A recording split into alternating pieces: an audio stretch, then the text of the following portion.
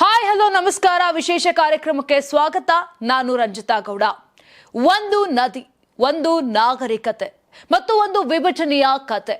ಸಿಂಧು ನದಿಯ ದಡದಲ್ಲಿ ಹುಟ್ಟಿದ ಸಂಸ್ಕೃತಿ ಇಂದು ತನ್ನ ಅಸ್ತಿತ್ವಕ್ಕಾಗಿ ಹೋರಾಡುತ್ತಿದೆ. ಪಾಕಿಸ್ತಾನದ ಸಿಂಧ್ ಪ್ರಾಂತ್ಯದಲ್ಲಿ ದಶಕಗಳಿಂದ ಮೌನವಾಗಿದ್ದ ಅಸಮಾಧಾನ ಇದೀಗ ಪ್ರತ್ಯೇಕತೆಯ ಕೂಗಾಗಿಯೇ ಹೊರಬರುತ್ತಿದೆ.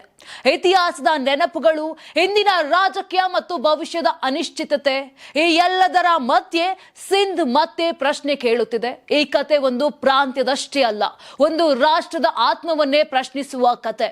1947ರಲ್ಲಿ ಕಾಗದದ ಮೇಲೆ ಗಡಿ ಹೇಳಲಾಯಿತು, ಭೂಮಿ ವಿಭಜಿಸಲಾಯಿತು. ಆದ್ರೆ ಇತಿಹಾಸ ಮತ್ತು ಭಾವನೆಗಳನ್ನ ಯಾರು ಕೂಡ ವಿಭಜನೆ ಮಾಡಲಿಕ್ಕೆ ಆಗ್ಲೇ ಇಲ್ಲ. ಆರ್ಥಿಕ ಶೋಷಣೆ, ಸಾಂಸ್ಕೃತಿಕ ನಿರ್ಲಕ್ಷ್ಯ ಮತ್ತು ದುರಾಡಳಿತದ ವಿರುದ್ಧ ರೋಸಿ ಹೋಗಿರುವ ಜನತೆ ಇಂದು ಸಿಂಧು ದೇಶ ಆಜಾದಿ ಎಂದು ಬೀದಿಗೆಳೆದಿದೆ. ಈ ನಡುವೆ ದೆಹಲಿಯಿಂದ ಬಂದ ಒಂದು ಹೇಳಿಕೆ ಪಾಕಿಸ್ತಾನದಲ್ಲಿ ನಡುಕ ಹುಟ್ಟಿಸಿದೆ. ಸಿಂಧ್ನಲ್ಲಿ ಏನಾಗುತ್ತಿದೆ? ಈ ಕೂಗು ಪಾಕಿಸ್ತಾನಕ್ಕೆ ಎಷ್ಟು ದೊಡ್ಡ ಸವಾಲಾಗಿದೆ? ಇತ್ತ ರಾಜನಾಥ್ ಸಿಂಗ್ ಪಾಕಿಸ್ತಾನದ ಈ ಸಿಂಧ್ ಪ್ರಾಂತ್ಯ ಇಂದಲ್ಲ ನಾಳೆ ನಮ್ಮದೇ ಎಂದು ಕೂಗಿ ಕೂಗಿ ಹೇಳ್ತಿರೋದಾದ್ರೂ ಯಾಕೆ? ಇದರ ಅರ್ಥ ಏನು? ಈ ಸಿಂಧ್ ಪ್ರಾಂತ್ಯದ ನಿಜ ಕಥೆ ಏನು? ಹೇಳ್ತಾ ಹೋಗ್ತೀವಿ ನೋಡಿ.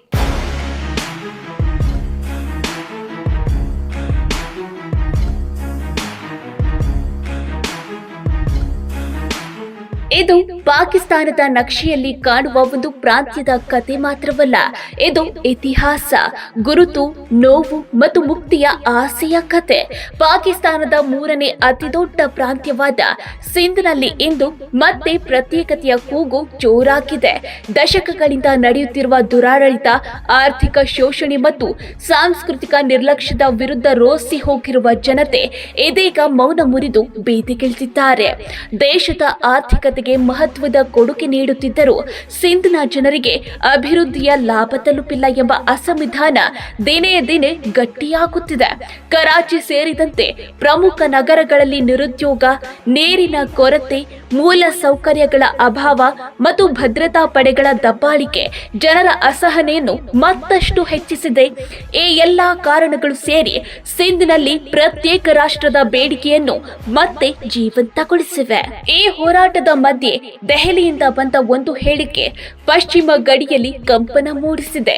ಕೇಂದ್ರ ರಕ್ಷಣಾ ಸಚಿವ ರಾಜನಾಥ್ ಸಿಂಗ್ ಸಿಂಧಿ ಸಮಾಜ ಆಯೋಜಿಸಿದ್ದ ಸಾಂಸ್ಕೃತಿಕ ಕಾರ್ಯಕ್ರಮದಲ್ಲಿ ಮಾತನಾಡುತ್ತಾ, ಸಿಂಧ್ ಇಂದಲ್ಲ ನಾಳೆ ನಮ್ಮದೇ, ಗಡಿಗಳು ಬದಲಾಗಬಹುದು, ಸಿಂಧ್ ಭಾರತಕ್ಕೆ ಮರಳುವ ದಿನಗಳು ದೂರವಿಲ್ಲ ಎಂದು ಹೇಳಿದ್ರು. ಈ ಮಾತುಗಳು ಪಾಕಿಸ್ತಾನದಲ್ಲಿ ರಾಜಕೀಯ ಹಾಗೂ ರಾಜತಾಂತ್ರಿಕ ವಲಯಗಳಲ್ಲಿ ಭಾರಿ ಪ್ರತಿಕ್ರಿಯೆ ಹುಟ್ಟುಹಾಕಿದ್ರೆ ಸಿಂಧಿ ಸಮುದಾಯದಲ್ಲಿ ಹೊಸ ಭರವಸೆಯ ಕಿರಣ ಮೂಡಿಸಿವೆ.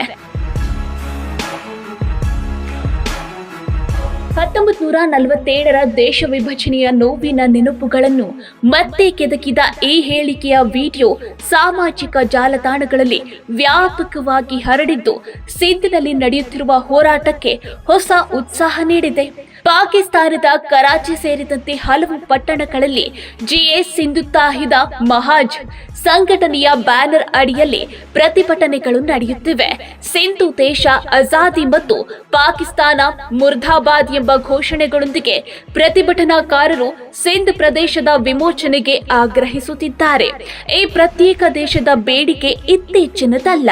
1967ರಲ್ಲಿ ಜಿಎಂ ಸೈಯದ್ ನೇತೃತ್ವದಲ್ಲಿ ಸಿಂಧು ದೇಶ ಚಳುವಳಿ ಮೊಟ್ಟ ಮೊದಲಾಗಿ ಆರಂಭವಾಗಿತ್ತು.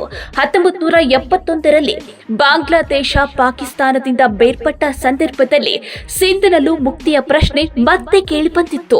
ಇದು ಚಳುವಳಿ ನಾಗರಿಕ ಹೋರಾಟದ ರೂಪ ಪಡೆದುಕೊಂಡು ಮತ್ತೆ ಸಾರ್ವಜನಿಕ ವೇದಿಕೆಗೆ ಬಂದಿದೆ. ಇತಿಹಾಸದ ಪುಟಗಳನ್ನು ತಿರುಗಿಸಿ ನೋಡಿದ್ರೆ ಸಿಂಧ್ ಕೇವಲ ಒಂದು ಪ್ರಾಂತ್ಯವಲ್ಲ ಎಂಬುದು ಸ್ಪಷ್ಟವಾಗುತ್ತಿದೆ. ಸಿಂಧು ನದಿ ಈ ಪ್ರದೇಶದ ಜೀವನಾಡಿಯಾಗಿದ್ದು ಏಷ್ಯಾದ ನಾಗರಿಕತೆಯ ಆರಂಭದ ಕೇಂದ್ರವೆಂದೇ ಪರಿಗಣಿಸಲಾಗಿದೆ. ಮಹಾಭಾರತದಲ್ಲಿ ಈ ಪ್ರದೇಶವನ್ನು ಸಿಂಧು ದೇಶ ಎಂದು ಉಲ್ಲೇಖಿಸಲಾಗಿದೆ. ವೈದಿಕ ಧರ್ಮ ಮತ್ತು ಸಂಸ್ಕೃತಿ ಸಿಂಧು ನದಿಯ ದಡದಲ್ಲೇ ಬೆಳೆದಿವೆ ಎಂಬ ನಂಬಿಕೆ ಇದೆ. ವಾಲ್ಮೀಕಿ ರಾಮಾಯಣದಲ್ಲಿ ಈ ನದಿಯನ್ನು ಮಹಾನದಿ ಎಂದು ಕರೆಯಲಾಗಿದೆ. ರವೀಂದ್ರನಾಥ್ ಟಾಗೋರ್ ರಚಿಸಿದ ಭಾರತದ ರಾಷ್ಟ್ರಗೀತೆಯಲ್ಲಿನ ಪಂಜಾಬ ಸಿಂಧು, ಗುಜರಾತ ಮರಾಠ ಎಂಬ ಸಾಲುಗಳು ಸಿಂಧ್ ಭಾರತದ ಸಾಂಸ್ಕೃತಿಕ ಸ್ಮೃತಿಯಲ್ಲಿ ಇನ್ನೂ ಜೀವಂತವಾಗಿರುವುದು ಮಾಡುವುದನ್ನು ನೆನಪಿಸುತ್ತವೆ. 1947ರಲ್ಲಿ ಗಡಿಗಳು ಎಳೆಯಲ್ಪಟ್ಟರೂ ಭಾವನೆಗಳು ವಿಭಜಿಸಲ್ಪಟ್ಟಿಲ್ಲ ಎಂಬ ಅಭಿಪ್ರಾಯವನ್ನು ಈ ಇತಿಹಾಸ ಬಲಪಡಿಸುತ್ತದೆ. ದೇಶ ವಿಭಜನೆಯ ಸಮಯದಲ್ಲಿ ಸಿಂಧ್ನಿಂದ ಭಾರತಕ್ಕೆ ವಲಸೆ ಬಂದ ಸಿಂಧಿ ಸಮುದಾಯ ಬರೀ ಕೈಲಿ ಬಂದರೂ ತಮ್ಮ ಪರಿಶ್ರಮದಿಂದ ಹೊಸ ಬದುಕು ಕಟ್ಟಿಕೊಂಡಿದೆ. ಇಂದು ರಾಜಕೀಯ, ಕಾನೂನು, ಉದ್ಯಮ, ಸಿನಿಮಾ ಮತ್ತು ಸಂಗೀತ ಕ್ಷೇತ್ರಗಳಲ್ಲಿ ಸಿಂಧಿ ಸಮುದಾಯದ ಕೊಡುಗೆ ಅಪಾರವಾಗಿದೆ. LK ಅಡ್ವಾಣಿ, ರಾಮ್ ಜಠಮಲಾನಿ, ಹಿಂದೂಜಾ ಮತ್ತು ರಹೇಜಾ ಕುಟುಂಬಗಳು, ನಟ ರಣವೀರ್ ಸಿಂಗ್, ನಿರ್ಮಾಪಕ ರಮೇಶ್ ಸಿಪ್ಪಿ ಮತ್ತು ಗಜಲ್ ನಾಯಕ ಪಂಕಜ್ ಉದಾಸ್ ಮುಂತಾದವರು ಈ ಸಮುದಾಯದ ಪ್ರತಿನಿಧಿಗಳು. ಆದರೆ ಪಾಕಿಸ್ತಾನದ ಸಿಂಧ್ನಲ್ಲಿ ಉಳಿದಿರುವ ಸಿಂಧಿ ಹಿಂದೂಗಳ ಪರಿಸ್ಥಿತಿ ದಿನೇ ದಿನೇ ಕಳಪೆಯಾಗುತ್ತಿದೆ ಎಂಬ ಆರೋಪಗಳು ಕೇಳಿಬರ್ತಿವೆ. ಅಪ್ರಾಪ್ತ ಬಾಲಕಿಯರ ಅಪಹರಣ, ಬಲವಂತದ ಮತಾಂತರ ಮತ್ತು ದೇವಾಲಯಗಳ ಧ್ವಂಸ ಅಲ್ಲಿ ನಿತ್ಯದ ಘಟನೆಗಳಾಗಿವೆ ಎನ್ನಲಾಗಿದೆ. ಇದು ಕೇವಲ ಹಿಂದೂ ಸಮುದಾಯಕ್ಕೆ ಸೀಮಿತವಾದ ಸಮಸ್ಯೆಯಲ್ಲ. ಪಾಕಿಸ್ತಾನದ ಸೇನಾ ದಬ್ಬಾಳಿಕೆಯನ್ನು ಪ್ರಶ್ನಿಸುವ ಸಿಂಧಿ ಮುಸ್ಲಿಂ ಹೋರಾಟಗಾರರು ಅಚಾನಕ್ ನಾಪತ್ತೆಯಾಗುತ್ತಿರುವ ಪ್ರಕರಣಗಳು ವರದಿಯಾಗಿವೆ. ಮಾನವ ಹಕ್ಕು ಸಂಘಟನೆಗಳ ಪ್ರಕಾರ ಅನೇಕ ಸಾಮಾಜಿಕ ಕಾರ್ಯಕರ್ತರು ಮತ್ತು ರಾಜಕೀಯ ಹೋರಾಟಗಾರರು ಯಾವುದೇ ಮಾಹಿತಿ ಇಲ್ಲದೆ ಕಣ್ಮರೆಯಾಗಿದ್ದು, ಇದು ಸಿಂಧ್ನಲ್ಲಿ ಭಯ ಮತ್ತು ಅಸ್ಥಿರತೆಯ ವಾತಾವರಣ ನಿರ್ಮಾಣ ಮಾಡಿದೆ. ಈ ಎಲ್ಲಾ ಬೆಳವಣಿಗೆಗಳು ಅಲ್ಲಿನ ಜನರಲ್ಲಿ ಪಾಕಿಸ್ತಾನದ ಆಡಳಿತದ ವಿರುದ್ಧದ ಅಸಮಾಧಾನವನ್ನು ಇನ್ನಷ್ಟು ಗಾಢಗೊಳಿಸುತ್ತಿವೆ. ಈ ರಾಜಕೀಯ ಮತ್ತು ಸಾಮಾಜಿಕ ಬೆಳವಣಿಗೆಗಳ ನಡುವೆ ಸಿಂಧು ಜಲ ಒಪ್ಪಂದದ ವಿಚಾರವು ಮತ್ತೆ ಚರ್ಚೆಗೆ ಬಂದಿದೆ.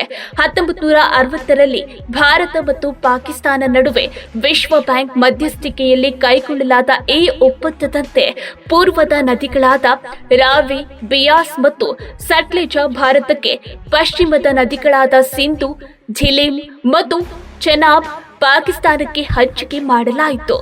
ಇತ್ತೀಚಿನ ಉಗ್ರ ದಾಳಿಗಳು ಮತ್ತು ಗಡಿ ಉದ್ವಿಗ್ನತೆಯ ಹಿನ್ನೆಲೆಯಲ್ಲಿ ಈ ಒಪ್ಪಂದದ ಭವಿಷ್ಯ ಕುರಿತು ಚರ್ಚೆಗಳು ಪಾಕಿಸ್ತಾನದಲ್ಲಿ ಮತ್ತಷ್ಟು ಆತಂಕ ಮೂಡಿಸಿವೆ ಎಂದು ವಿಶ್ಲೇಷಕರು ಹೇಳುತ್ತಿದ್ದಾರೆ.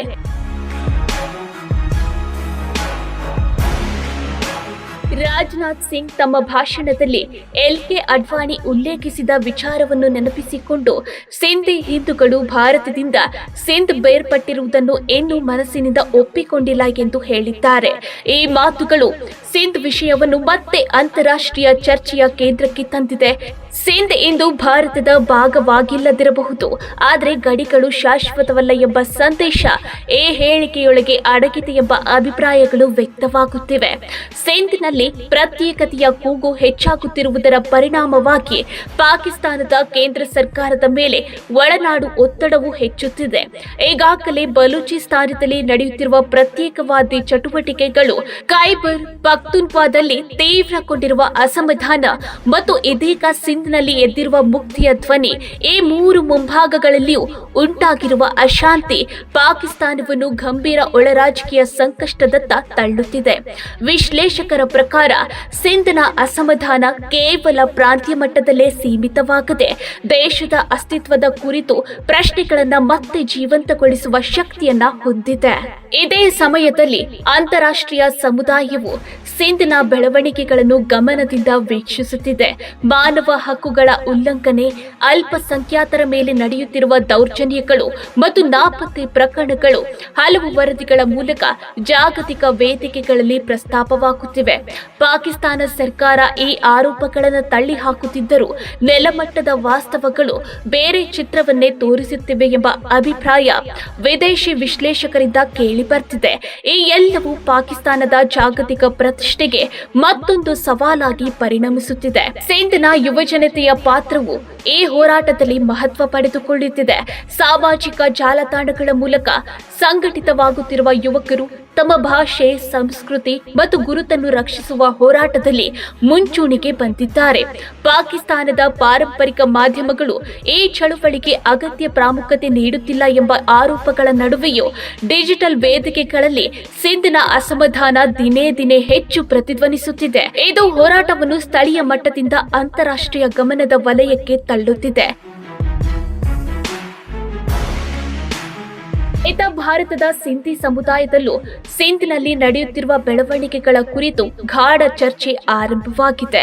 ತಮ್ಮ ಪೂರ್ವಜರ ನೆಲದಲ್ಲಿ ನಡೆಯುತ್ತಿರುವ ಹೋರಾಟವನ್ನು ಭಾವನಾತ್ಮಕವಾಗಿ ಅನುಸರಿಸುತ್ತಿರುವ ಸಿಂಧಿಗಳು ಮಾನವೀಯ ನೆಲೆಯಲ್ಲಿ ಅಲ್ಲಿನ ಜನರ ಸಂಕಟಗಳ ಬಗ್ಗೆ ಧ್ವನಿ ಎತ್ತುತ್ತಿದ್ದಾರೆ.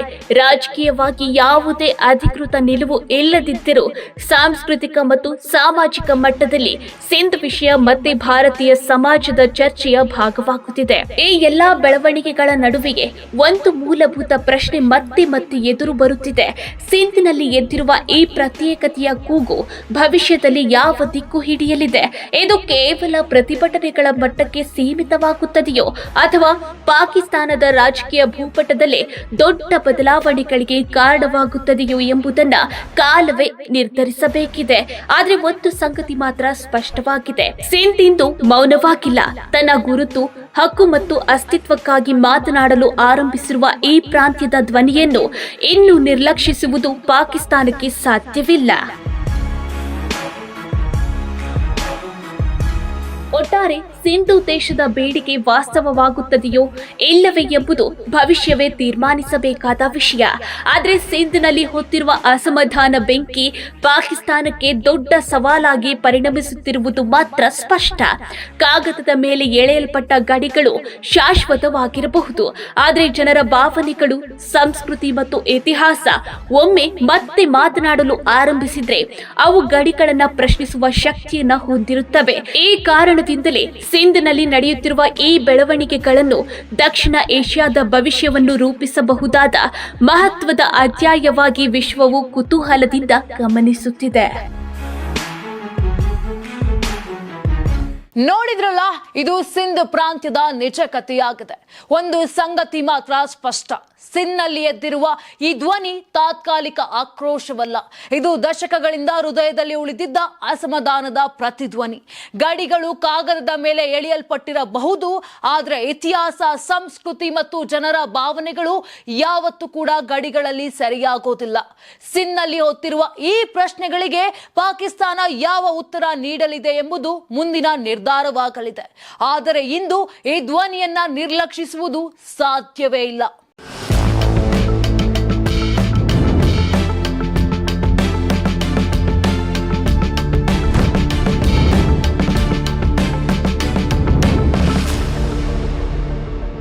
ನೀವು ಸಣ್ಣ ಆಗ್ಬೇಕಲ್ವಾ? ಅದು ಒಂದು ಉತ್ತಮ ಆಹಾರದಿಂದ ಸಣ್ಣ ಆಗ್ಬೇಕಲ್ವಾ? ಪ್ರತಿದಿನ ನಮ್ಮ ಜೀನಿ ಸ್ಲಿಮ್ ನ ಯೂಸ್ ಮಾಡಿ ಯಾವುದೇ ಸೈಡ್ ಎಫೆಕ್ಟ್ ಇಲ್ದಂಗೆ ನೀವು ಸಣ್ಣ ಆಗ್ತೀರಾ.